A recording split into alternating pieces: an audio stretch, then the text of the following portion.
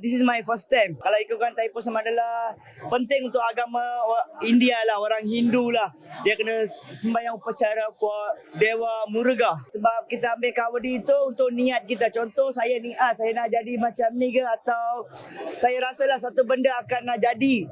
Benda tu dah jadi, saya ambil kawadi lah.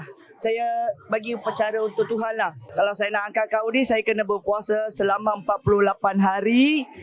Then saya kena tak boleh makan benda darah lah. Contoh ayam ke, ikan ke. Saya kena vegetable, fruits or milk lah, susu lah. Begitulah cara-cara begitu. Lepas tu saya kena pergi temple every day, morning or evening lah. I can pray everything for God lah. Time saya nak ambil kawadi tu, saya memang bangga sebab benda saya minta tu Tuhan bagi sama saya. So saya cucuk ke apa semua, saya tidak sakit. Saya bangga untuk bagi Tuhan. Tiada, kita kalau bab Tuhan ni, kalau kita sakit apa-apa, kita letak tepi lah. Kita niat kita nak sampai juga. Itu saja. Saya kena ambil 3 tahun. Kalau saya dah ambil setahun, dia kena terus 3 tahun.